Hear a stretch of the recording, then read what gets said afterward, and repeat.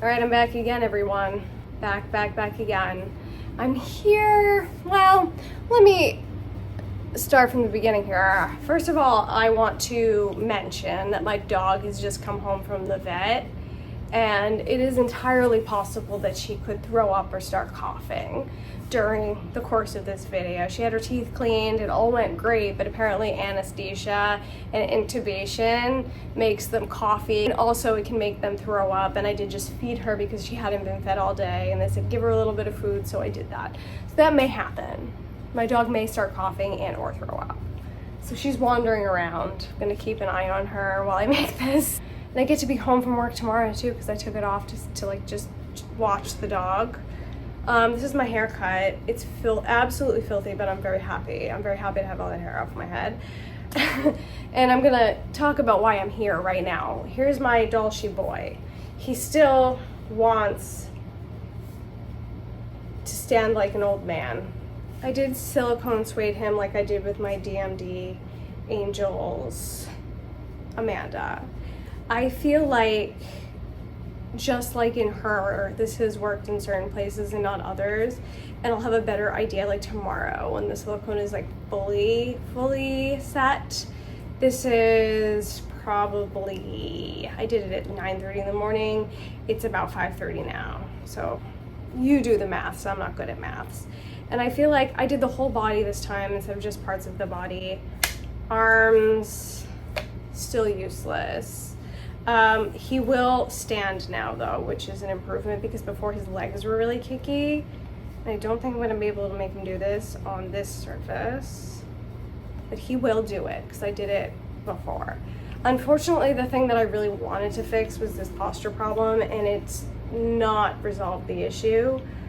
And I think part of the problem, I think this could potentially be the issue. When I strung this doll, I may have strung the whole body with the arm elastics, because when I was restringing it this time, I was like, why are these elastics so short and the arm elastics so long? That makes no sense. And I think that may have been the issue. Unfortunately, I don't have any more elastic right now. This is how it's gonna have to be. Oh, there goes the wig again. I don't have any more elastic right now. This is how it's gonna have to be. He just stands like an old man. There he goes again. I feel like the real solution to this is like a sculpting solution, which, you know, I don't have any skill at, or I don't know anything about, so like I have no right to say. But if this piece stuck up further into the chest piece, I feel like he'd have a more stable chest situation.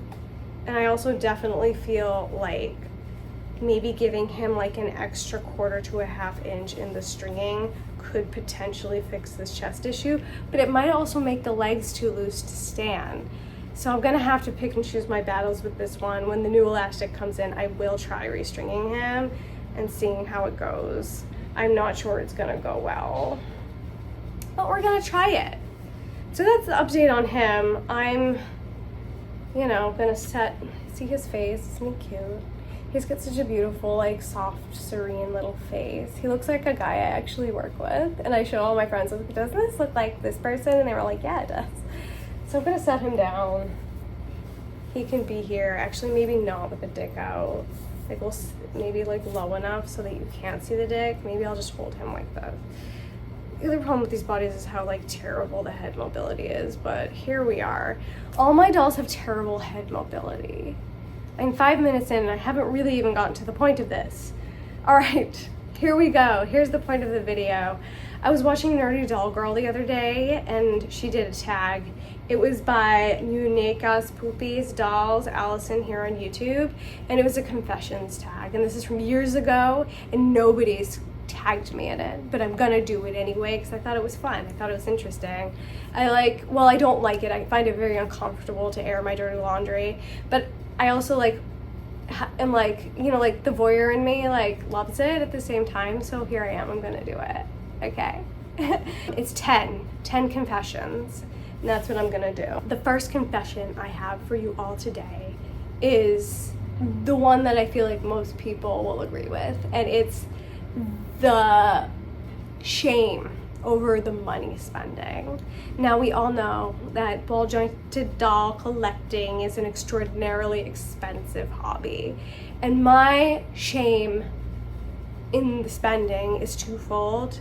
The first is like the actual shame in the spending. While I think that people deserve pleasure, and this is the thing I take the most pleasure in, especially right now, and I don't like do vacations or anything or take much time off of work, even though I am off this week, and I do work 6 days a week. Like, the outrageous price of so many of these dolls and the spending on it is somewhat shameful for me. I'm like, what else could I be spending that money on? I mean, I could be saving this money for a down payment on a house. I mean, realistically, I need like $100,000, and that's probably never gonna happen. See the moving of the goalposts there? Like, I'm never gonna have enough money for a down payment on a house, so I figure, like, why not just spend it on pleasure? Which is, for me, this doll hobby right now. The other thing, like, I mean, the hobby is very consumerist, isn't it? I mean, you're spending money on wigs, you're spending money on clothes, you're spending money on the dolls, and I feel like there's like the mass market side of it and the artist side of it, and it's much better to support the artist, blah, blah, blah, blah, blah. I could go on and on. We all understand what I'm saying. Like, there's better spending and worse spending, and I do all the spending, so I am guilty of spending on all fronts. But that's the first like facet of my shame. But there's like a second facet of my shame, which I feel like is like specific to my current situation right now. And while I did buy 2 dolls at the end of last year, for the most part, I have been so depressed for maybe a year and a half, it could be even 2 years, that I have not wanted to do anything, spend money on anything. The spending wasn't bringing me any joy, and therefore I was like, there's no point in spending, right? So I saved a lot of money, and the money I've specifically like decided to like put towards dolls is the tip money that I got from the very generous people I was working with. But because of that money that I put away, I have been able to do more just general buying, but also doll buying than I would on a normal year. And this year, I think the total will be as follows. I bought the Natalia Petrova little baby doll. I bought my Grail doll, which you gotta buy your Grail doll when it pops up, the Barter Research Deep Tea. I purchased a doll, a surprise doll from Dollmore. I'm not gonna give any more information than that.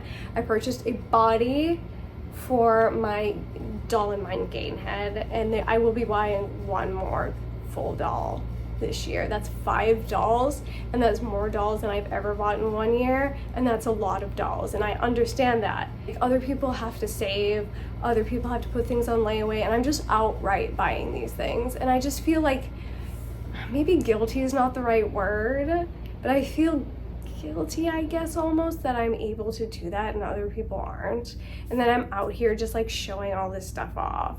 And I feel like it feels a little bit uncomfortable is all, but I also want to be able to show people the sculpts, and I want to be able to show people the art, and I want to be able to show people the work that I do and the work that the other people do, and it might be educational or informative if somebody might want to purchase one of these dolls themselves. So, I mean, there's so many issues, isn't there? But I'm gonna stop there on the financial aspect. We all get it. This is a consumerist hobby. No matter what, you're gonna end up spending a lot of money. The end. And spending money begets shame for me. Okay, that was only confession number 1. I'm moving on to confession number 2 now, which I thought was really bizarre. Like, I thought this was like a weird thing that I did, but like, I've been watching other people talk about this, and they're not even necessarily in the doll hobby. Since I was a child, and specifically if the thing has a face, project like human emotions onto things. So like as a kid, I wasn't that interested in dolls. Like, I wasn't a doll person. Like, I had a few Barbies and everything, but like it wasn't my vibe. I was really into stuffed animals, and when I got a new stuffed animal, or I was really attached to a stuffed animal, I'd feel guilty about like leaving them at home. I thought that they were lonely, and like I'd want another one so we could have a friend and it wouldn't be lonely. And this was just like a thing of my childhood that I obviously carried into adulthood, because here I am with the dolls. There's another really funny story, because I'm looking at the thing right now. I was much older. I was probably in my 20s, and me and my mom went shopping, and I got this really cute, I'm gonna grab it. Somebody hand knit this. Like, this is a hand knit piece. It's a little llama from Peru. And I got this little llama from Peru at this like little artisan store, and I guess I was walking around a Zara and I must have put it down for a second because I lost it. It was gone. It was nowhere to be found, and I was like so upset, and I was like, where did it go? I feel so guilty, not only for losing the thing that I just bought, and I'm also 20 years old, like stop losing things. Well, not 20, I was probably older than 20. But like I felt so guilty for losing it. Like I thought it was like, he's lost, what is he going to do? He has no home. Like what if whoever stole him or picked him up doesn't love him as much as I do? What if he ended up in the garbage can? These were all things that I was like thinking. And then I ended up going to the store and picking up another one, but I never loved this one as much as the original one because it just, I don't know, it just didn't do it for me in the same way. It doesn't look exactly the same, but it looks pretty close. So that's another weird story. But obviously I project my human feelings and emotions onto these dolls because I love giving them like a full backstory and a full character, and I love giving them feelings about things and emotions and complicated lives because I think that's so interesting. It's also probably influenced by the fact that I grew up watching soap operas, so they have like soap opera lives. But yeah, that's a confession, my projection of my human feelings onto my dolls. And my next confession is, number 3, is that I've never been officially diagnosed with ADHD, but I have like ADHD hyperfixations on things, and because I am super into my dolls and like hyperfixated on my dolls right now, I like force people to listen to me talk about them. Like I'm at work, and if I like mention a doll project that I'm working on and someone shows the slightest bit of interest, I'm off. I'm talking their ear off for like minutes and minutes on end. They're probably like, shut the fuck up, I'm not even listening, I don't even care. But I just keep talking because I can't help it. So I force it onto people. And like I think some people find it interesting. Like I work with a lot of artsy people, so they probably find it interesting, or I work with actors or writers, so like the backstories maybe are intriguing to them. There's like a part of it that can be interesting to anybody, but I'm really forcing it onto people, which, you know, I would rather be at home working on these dolls, playing with these dolls, photographing these dolls, making up stories for these dolls, and hanging out with real people. That's just the way it is. And I feel like this is partially because of the job that I do. The job that I do is like very people oriented, and I'm around a lot of people all the time, and I work very closely with people. And when you work in like a position where I am there to take care, you know what I mean? So I'm taking care of other people, and sometimes that can be emotionally draining because I don't just have problems, but they have problems, and all of a sudden their problems are becoming my problems, and I have to help them through. So like that's a bit of an emotionally draining job to be in, and just like being like smacked in the face with humanity every time you go to work. So I feel like coming home, sitting in my apartment that I pay a lot of money for, sitting with my dolls that I pay a lot of money for, and just like enjoying the things, like the roof over my head and my dolls, is like the best thing for me, and I enjoy it so much, and a lot of the time would rather spend time with these dolls and that dog than any human being on the face of the earth. Number 6. This is a good one, and I know a lot of other people have this problem too, and it goes hand in hand with the spending. I have a doll clothes sorting problem. I have 2 giant 1/4 scale, like Franklin Mint trunks chocked full of clothing. I have 1 1/6 scale for the smaller dolls, chocked full of clothing. I have a whole system in a whole closet that is dedicated to dolls, but the system is like a drawer system for like all the bottoms and things that like can't be or shouldn't be hung up. Drawer system, mostly full. I know a lot of people have that issue, but I buy mass market, I buy artisan, I make, and I just can't stop. It's just like an obsession. It's true. I mean, like when I say hoarding, it's like truly a hoard. And if you would be interested in seeing my doll clothes hoard, please leave a comment below. Let me know if that's something you'd be interested in looking at, because I'd be happy to show you and talk all about it, as we've discussed in this video. I'm also kind of starting to do it with shoes because like shoes are so hard to find. You know, if you're in this hobby, you understand that shoes are impossible to find. So it's like if I find like a brand that works, I'll just buy them all. Or if like an artist makes a shoe, I'll just buy them all. So I just like get it over with and like don't have to worry about shoes for a specific doll anymore. Because I just find the shoe situation is so frustrating to me. It's like, I just find it impossibly frustrating. Number 7, when I see a doll that is perfect for a character I have in mind, I have a really hard time like resisting it. Maybe it's not a good time monetarily. I cannot resist if it's the doll for the character. Oh. I'm just whining because of the anesthesia. So I will purchase the doll and then I will put it on my credit card and I'll say I'll worry about that later. And it's not like I'm financially responsible, like I always pay off the credit card even if it's like a bad time, like it'll get done. But it's like sometimes you just gotta hop on it when you see it, because I'm also one of those people that if I don't, like I'll think about it and like ruminate on it and like regret it. So confession number 8. This is a big one for me. I am so jealous, like beyond, of people with doll rooms.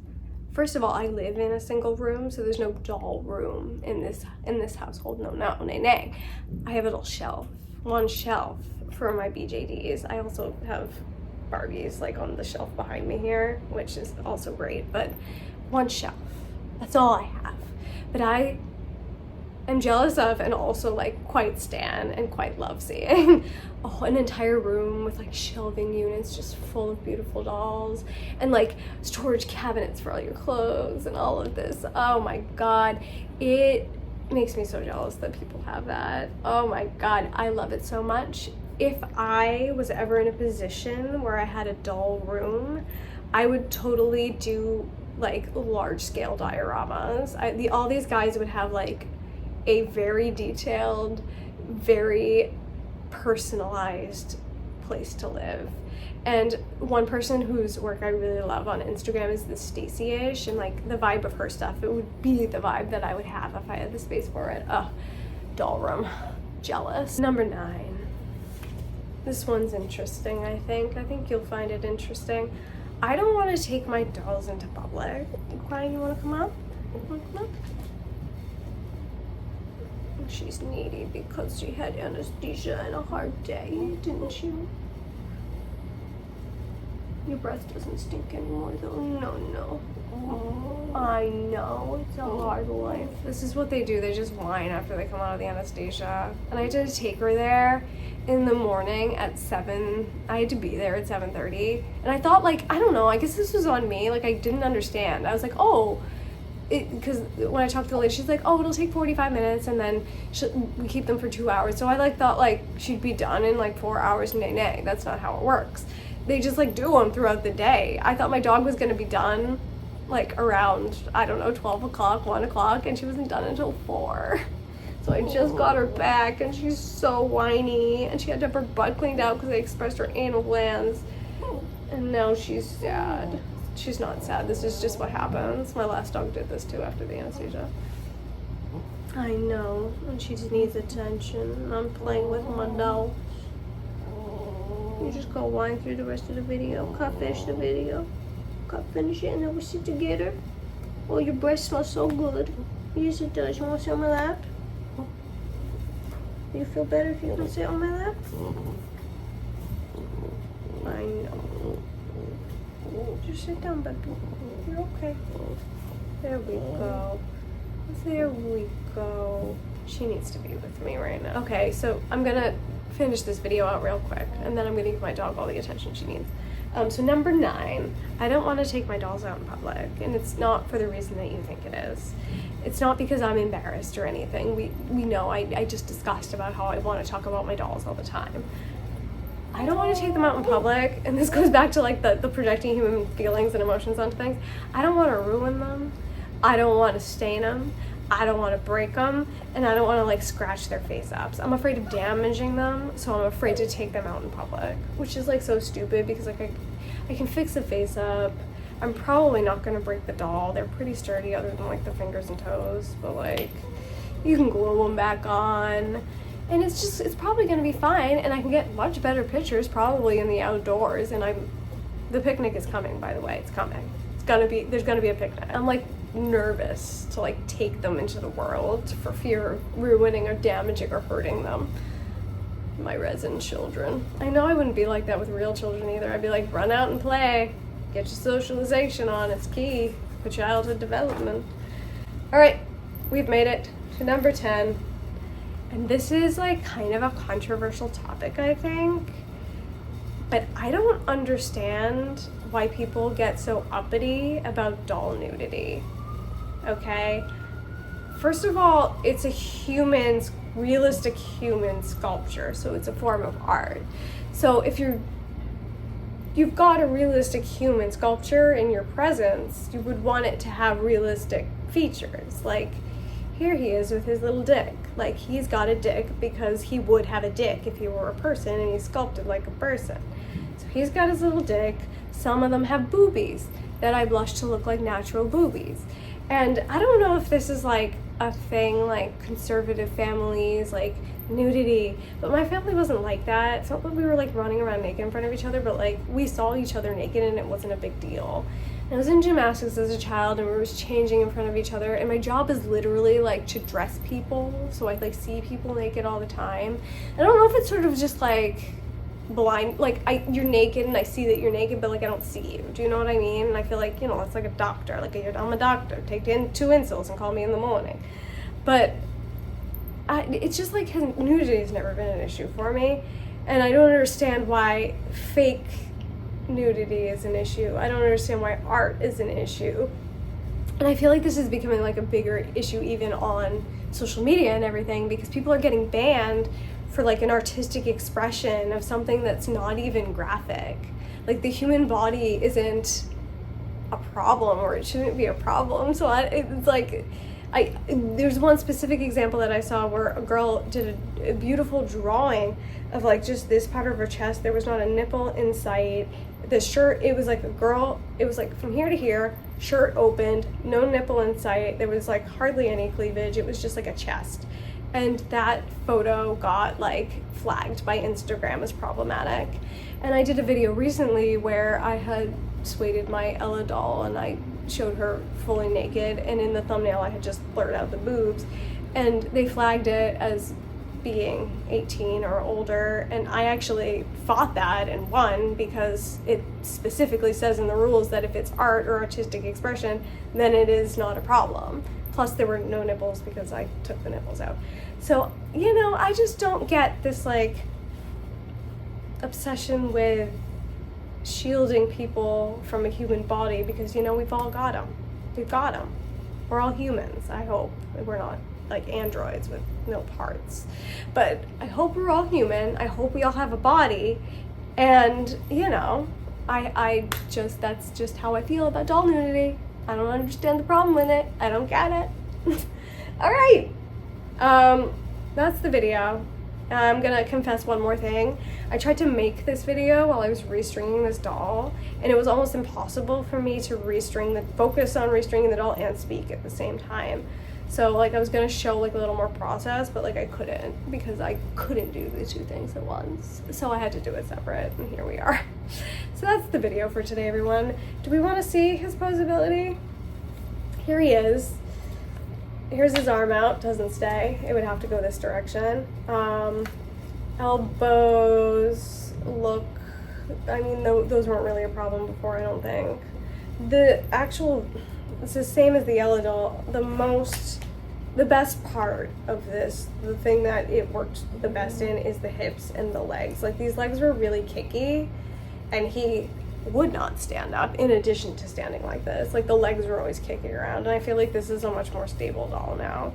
Like, it will at least stay in this position. Like, if I can shake it around, it's not gonna fall down. Do I trust him to stand? Absolutely not. I do not trust this doll to stand. I believe he'll fall over, but at least I can put him in a stand now, and he isn't just gonna like buckle and fall forward. So that's the improvement. It's not like the greatest improvement, and I'm gonna try again restringing him when my new elastic comes in with just a little bit more length and see if that can fix this chest piece.